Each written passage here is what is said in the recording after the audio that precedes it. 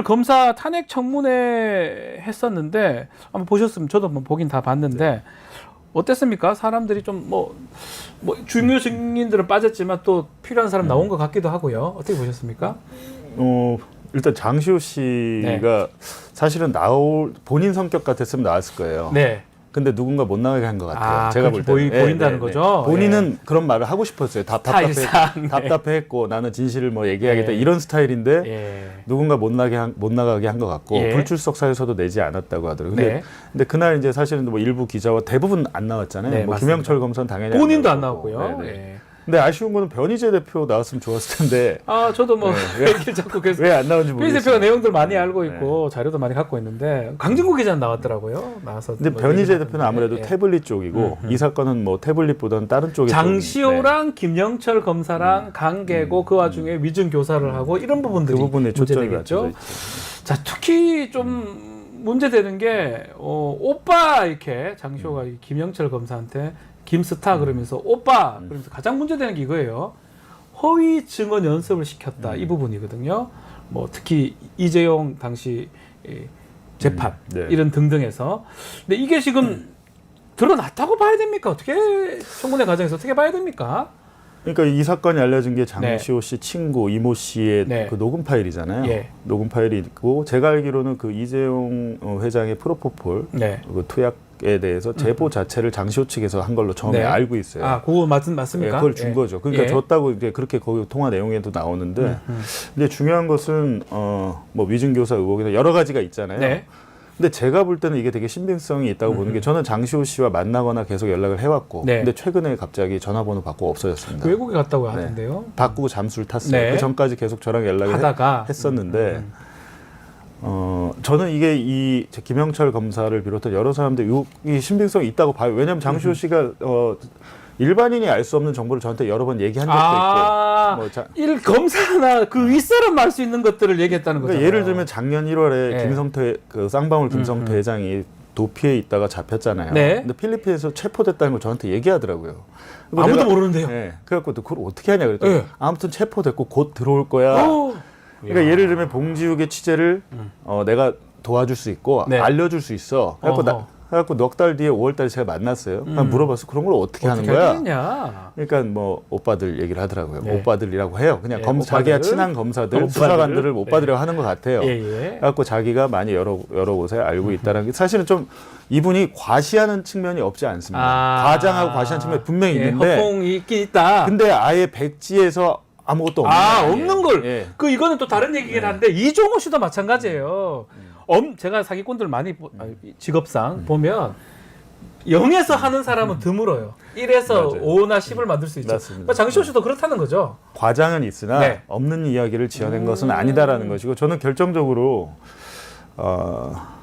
장시호 씨의 휴대전화가 모처에 숨겨져 있다고 본인이 저한테 얘기를 하더라고요. 중요한데 그거? 9대 중에 2대 정도가 김영철 검사가 나올 건데라고 얘기를 하더라고요.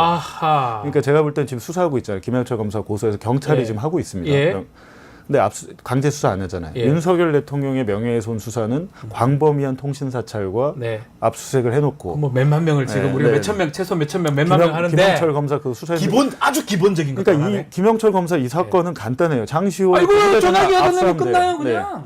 그것 때문에 들어온 겁니다 이번에. 조사를 받을 겸 경찰 수사 조사를 받았잖아요. 조사를 받을 겸 그 휴대전화에 대한 증거인멸을 했을 것이라고 저는 보는 것인데. 저는 이제 그 얘기 들었죠. 9대. 근데 중요한 것은 그 9대에 대한 복제폰이 또 있어요.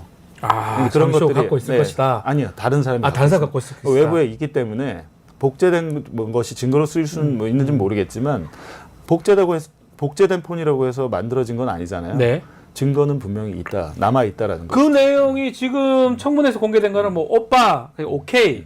뭐 등등 친밀성을 좀 표시할 수 있는 그게 어디서 나왔겠냐는 그러니까요. 거죠. 장시호 폰에서 나온 건데 나온 거겠죠. 폰에서 나온 건 그건 극히 일부고 0.01%도 안 되는 거고. 그러니까 그거 말고도 대화라든지 문자들이 있으면 범죄 사실이 통화 사실이 있고 장시호 씨가 저한테 얘기하기로는 저기 그 문자에 보면 몇 번 공급 땡땡으로 전화할게. 그러니까 여러 대 전화로 통화를 했다는 거예요. 근데 제가 물어봤어요. 그게 뭔 얘기냐라고 했더니 투지폰, 폴더폰으로 했다. 왜 폴더폰을 썼는데 그러니까 내가 이모한테 배운 게 그거잖아. 최순실 이모한테 배운 게 바로 그 보안이라는 거예요. 그래갖고 보안. 폴더폰 지금 제가 생각이 나더라고요. 폴더폰 얘기를 하더라고요.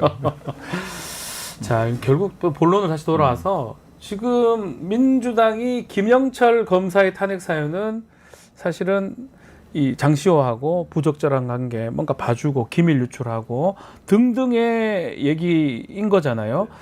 자, 이게 좀 확인이 되는 거고 아니면 또 이게 탄핵 소추까지도 갈 수 있는 건지 또 뭐 생일 파티도 했다고 하는데 불러가지고 전 처음 봤어요. 저도 변호사지만 그렇게 특혜를 준다면 뭐 다 해주고 싶을 거예요. 피해자나 구속된 입장에서는 그 등등을 좀 확인을 해야 될 것 같은데 확인이 될까요? 그 부분 어떻게 보십니까?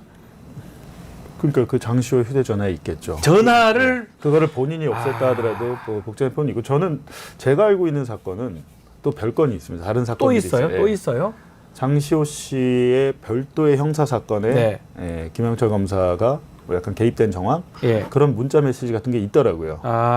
그런 부분도 아마 드러나지 않을까 사실이라면 드러나지 않을까 하는데 이건 다른 질문이긴 한데 이러면 어쨌든 국민의힘 의원들도 좀 적극적으로 김영기다 아니면 확인을 해야 되는데 뭐 방해하고 뭐 전현희 의원 얘기하고 엉뚱하게 청문회를 진행을 하더라고요. 그러니까 국민의힘 의원들이 착각하는 게 특수부 검사를 모르는 거죠. 예. 정권이 바뀌면 김영철 검사가 국민의힘 의원 수사할 수도 있습니다. 그러니까 항상 그래왔고요. 지금이야 윤석열 검찰총장 인사청문회 할 때 김진태 의원이 엄청 국민의힘이 다 공격했습니다 그때.